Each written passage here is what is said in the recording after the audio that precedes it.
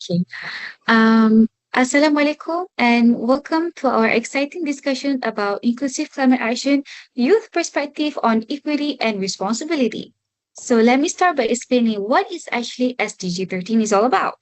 SDG 13 is actually our planet's emergency button. It's about taking an action on our climate change to protect our own Earth.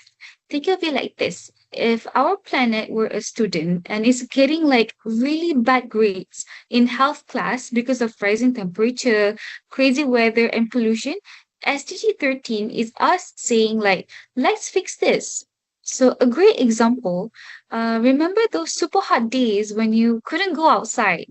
That's climate change in actions. Or even when you see floods on the news, that is also climate change. SDG 13 wants us to stop making things worse and start making them better so future kids can enjoy nice weather too. According to the United Nations report from 2024, global progress towards the SDG remain far behind schedule, with climate change being a significant threat to sustainable development worldwide. And that report notes that climate impacts like extreme weather, rising temperature, and also environmental degradation mainly affect vulnerable groups. And it worsening social and economic inequalities. In, it inclusively stated that effective climate action under SDG 13 are needed. Coordinated efforts from government, institutions, and communities so that no one is going to left out of climate solution. So this is why equity matters so much in our climate discussion.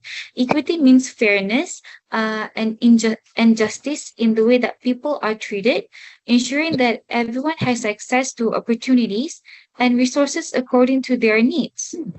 So let me introduce you to our amazing panelists who will share their insights today.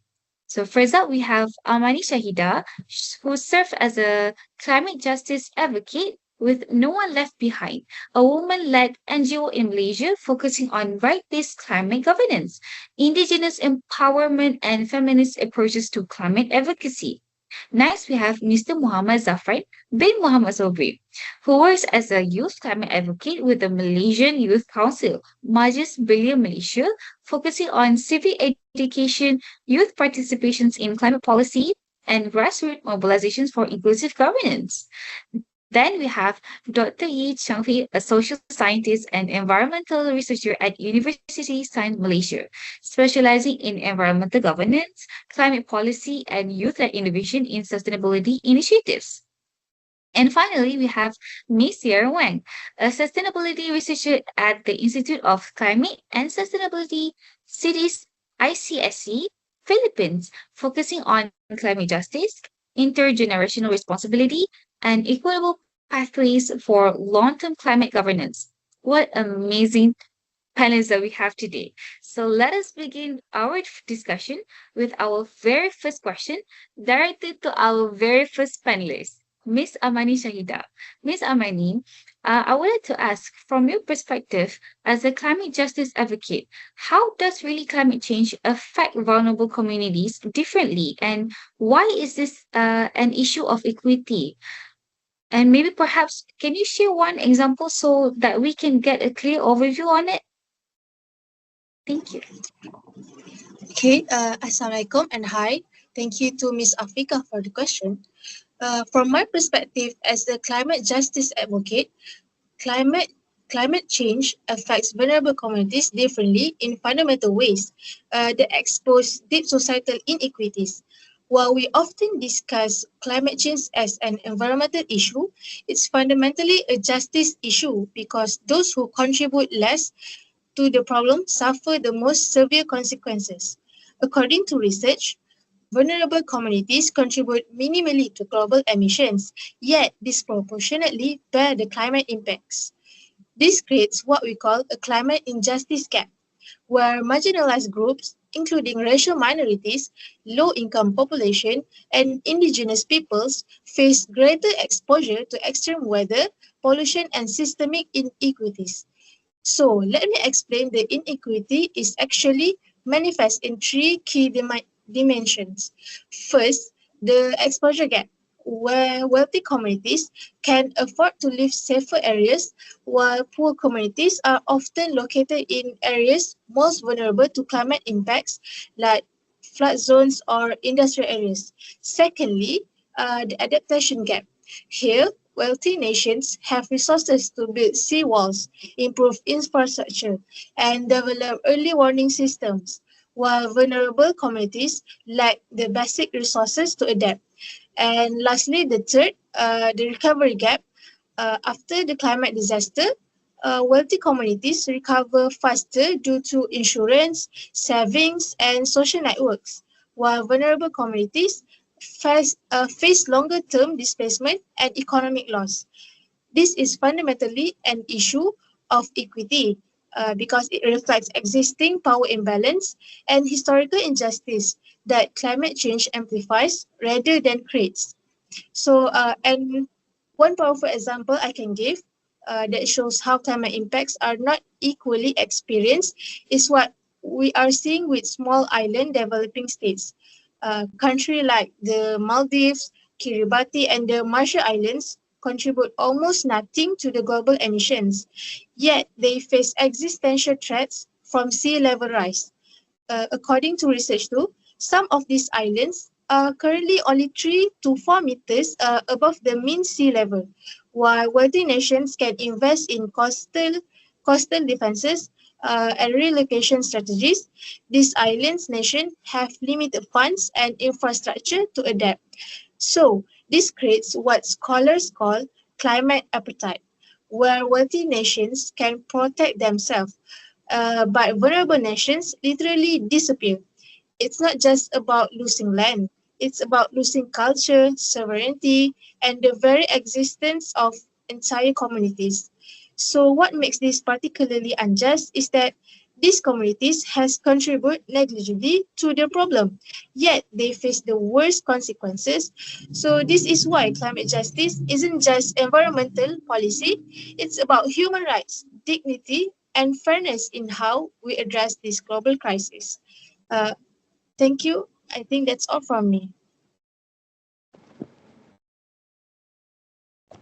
Thank you to Miss Amani. Your analysis of three key dimensions is opening my eyes just now because of climate injustice, the exposure gap, the adaptation gap, and recovery gap. That is a very good, it is a new knowledge for me. So it provides a powerful framework for understanding how actually climate change perpetuates system inequities. So the example you just shared about small island developing states facing existential threats while contributing minimally to emissions really drives home the concept of climate appetite, you know?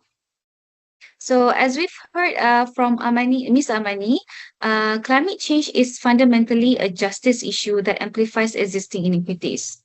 But addressing these inequalities requires meaningful participation from those who will be most affected by future climate impacts, which is our youth. Which bring us perfectly to our next panelist, Mr. Muhammad Zafar bin Muhammad Sobri, who will share insights into youth governance and decision-making roles in climate change. So, Mr. Zafran, I would like to ask you, in your view as a youth climate advocate, what role should young people play in climate decision making and governance today?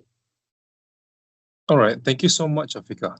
So, in my view, as an active youth climate advocate, what role should the youth be playing in climate decision making? So, before I answer that, let's all be aware of one fact that is today. So, basically, in the global parliament, right, according to the World Economic Forum, not even 3% of the global parliament are people below the age of 30 years old, which is very alarming because this creates this democratic gap between the older and the youth, right? So it is also alarming because since the youth today are going to be alive the longest, so they will be the ones who will suffer and deal with the consequences, especially climate issues in the future. So why don't they have a say? Why don't they have more power in terms of like policy decision making and all this, right? So based on a survey made by Global British Council, they found that 75% of the youth feel that they have the skills, the means, and the capabilities to address these climate issues. However, 69% of those youth also admit that they've never actually been involved with any of the initiatives made. So this shows that when the youth have little power and in terms of climate governance, they have little inspiration and motivation to even be indulged in like climate actions. So yes, to start off, the youth must be given more power, significantly more power, in terms of climate governance to begin with. Now, answering the question, what role should they play, and what role can they play the best, is that they can be a catalyst for change. So, what is a catalyst? A catalyst is someone, or is something, or someone in this case, that boosts and encourages change in a good way in this context, right? So, the youth, even without formal decision-making power, they have already started multiple initiatives, big ones to be in fact, uh, such as the Fridays for Future campaign, which is a movement in response to Greta Thunberg that involves 14 million people. 14 million people from where? 7,500 different cities. And is it only in America? Is it only in the UK? No, it's all around the world, different continents. So this shows how the youth, even without formal governing power, they have the means, the resolve, the dedication to make a movement so big that involves that many people from that uh, far stretch of the world. So uh, even without that's even without much formal governing power. Now imagine what they can do with more governing power. So now that's my point. Now their constant dedication and their enthusiasm in terms of raising awareness, such as making climate strikes, public demonstrations, and also awareness campaigns. This shows that they're very dedicated and committed. You know, using their creativity and innovation, they can inspire the people around them and make many more involved in climate action. So yeah, they can act. And so thus they can act as a catalyst for change. So yeah, that's the answer. Thank you so much to Mrs. Zafran, which is a very compelling statistic that you just gave us. The fact that only 3% of global parliamentarians are under 30 years old, while youth will bear the brunt of future climate impacts, is indeed alarming and obviously unfair for the youth. Because your point about 75% of youth feeling they have climate skills, yet 69% never participating due to limited opportunities. That is a very uh, a big range, and it is highlighting that limited opportunities highlight a significant disconnect between youth potential and actual engagement. So, as I just heard just now, which is Greta Thunberg, is it? We just said about Greta Thunberg, right? Is Yes. okay. I am a fan of her, and I just searched that Greta Thunberg is a Swedish activist who started the Global Fridays for Future movement in August 2018 by striking from school to protest the climate inactions, which is a very good example to show to people that youth are taking in actions, because involving 14 million people in 7,500 cities, it is incredibly telling us that power youth already willed as catalysts for change. So this barrier clearly demonstrates why we need a systemic changes to better integrate youth voices into climate governance. And I think that the most qualified person in our stage to answer our wonder, our next wonder, will be our next panelist. Dr. Yi Chang-Hui, who will share insights into youth-led initiatives and innovations in climate actions. So, Dr. Chang-Hui, based on your research background as an environmental scientist, how do youth-led initiatives and innovation contribute to effective climate action? Okay, thank you, Africa. For many people, youth are often seen as lacking the power or capability to create a meaningful change in climate action. But after my research, I think it's important to note that youth-led climate action goes far beyond raising awareness of climate change. But more importantly, they transfer climate awareness into a more practical and meaningful actions of across different areas. And so, first of all, like use innovation and digital technologies to engage in climate actions. Like this type of innovation is not about developing new technologies, but instead they use digital platforms and social media to scale the impact and mobilize participation and turn local action into a visible social and political impact. So, first I will give some examples of how youth-led organizations engage in climate actions. So first, in Nepal, there's a group called the Forestry Youth Network, also called the FYN. They work with indigenous community to understand how climate change affects local livelihoods.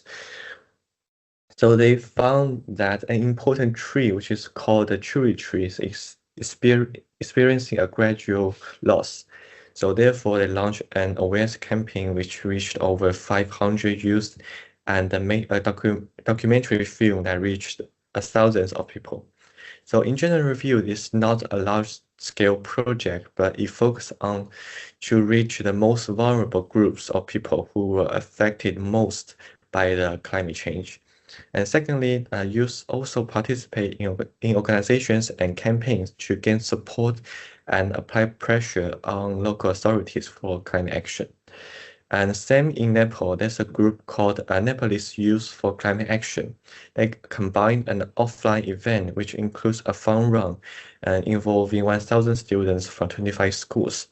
So they gain over 17,000 online followers and more than 120,000 online views, and which help them to engage directly with local leaders, including the deputy mayor, and gain support for youth climate initiatives.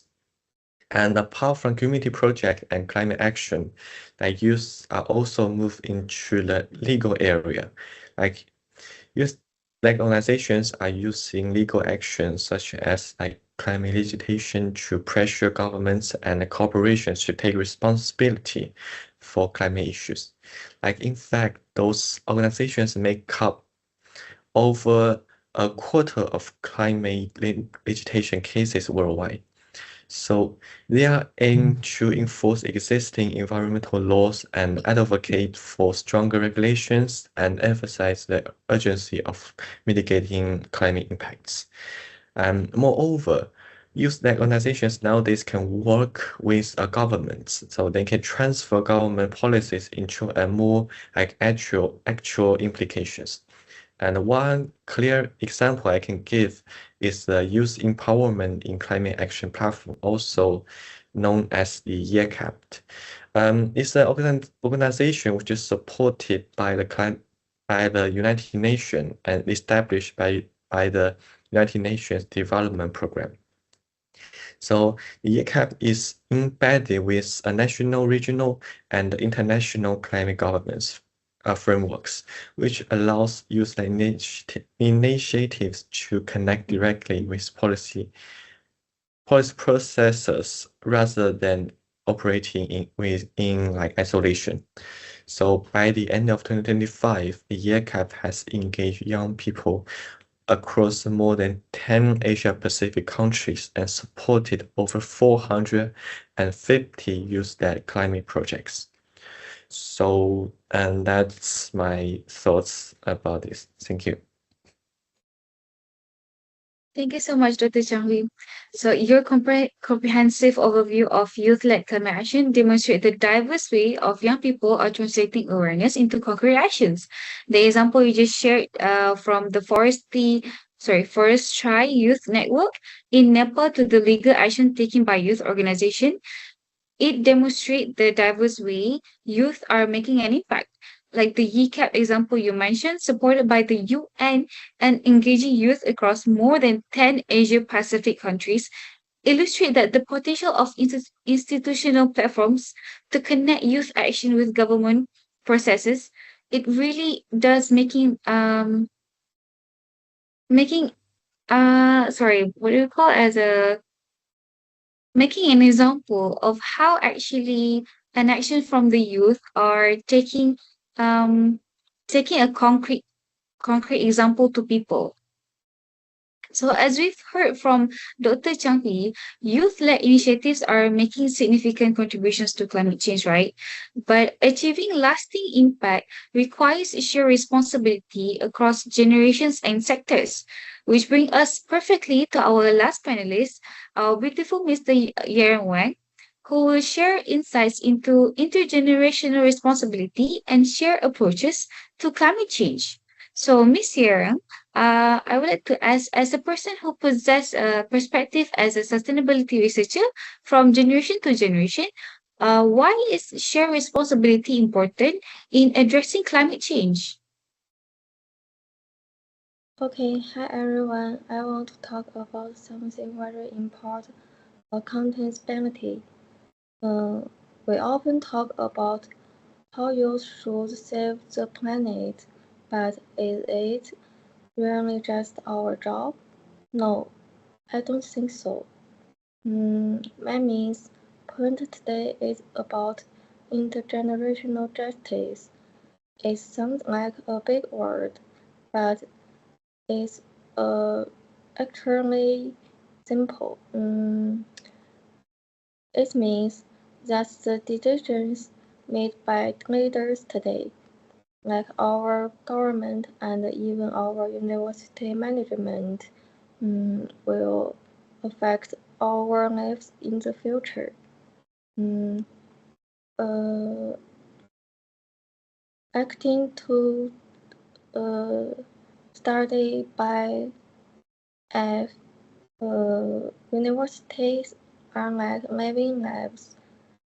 This means UKM isn't just a place to study, it's a place where we should practice responsibility together. Mm, Climate action is shared responsibility. We can't just ask students to stop using plastic straw. Will big uh, Arab uh, corporation and institution continues to ignore their carbon uh, sorry their carbon footprint if our university management doesn't make green places now. Um, they are placing the burden to us. Um, that is not fair. We are the ones who will live with the long-term consequences of today's inactions. So my take is climate action is not just students. Um, this is for everyone. We all need to work together because our future depends on what we do now. Thank you. Yes, so thank you so much to Miss Yaron. Your framework of share responsibility. I love the example that you just took right now, which is the teacher asking for the students to not wearing plastics. That is a very good example for us to see that if we like for someone to do something different in their life, we need to make sure that we already implemented involving governments, corporations, and also youth offers to make sure that it is a comprehensive approach to climate actions because sorry one part of society does not even conclude for a full climate action solutions. So the concept of institutional betrayal, as I just heard just now, same as like when young people feel abandoned by those in power, really resonates with the themes that we've discussed about equity and inclusion. So I think I would like to say I would like to give a very big round of applause and thank you to all of our panelists for this amazing insight because you guys already asked my questions and I'm really grateful for that. And today we've explored climate actions through multiple lenses. And as the UN report emphasizes, effective climate actions require inclusive, coordinated efforts where no one is left behind. And the youth perspective shared today reminds us that climate action is not just about environmental policy, it is about justice, representations, and ensuring that that most affected actually have a seat at the decision making table because they are the one who most get affected. So apparently we have to make a space for them to raise out their opinion and their voice so we can help them in any way that we can do. So I believe that we have come to an end on our discussion, but I do have another special spot for any of our panelists who would like to share their stories, perhaps challenges, since we already opened a platform for youth to take in an actions, and we would like to prepare them for the future ahead. So, is any of our panelists would like to give an opinion? Yeah, I would like to voice out a few things. So you said about challenges, right? So as I've mentioned, the youth, they severely lack a formal governing power over like things on climate action. So what are the challenges do the youth usually face since they lack the formal governing power? So a few main uh, challenges they face is limited access to decision making spaces because obviously when they don't have formal governing power, they can't make any like formal decisions that like rules or boundaries that people must follow so that it helps with the climate and everything. So they can't do that because they don't have governing power. And also, they also lack resources because since they don't have any backup or whatever, such as the government, they lack the funding, they lack the institutional support, they lack also like formal training for them to prepare and combat climate issues. So with these challenges they face, it is very hard for them to actually make like formal big campaigns that involve a lot of people. Yeah. So with more power that the youth have, the chances of them making more initiatives will surely increase. So I hope that they would get more power in the future. So yeah, that's all I'd like to say and add on. So that's all for me. So thank you. Thank you very much for having me.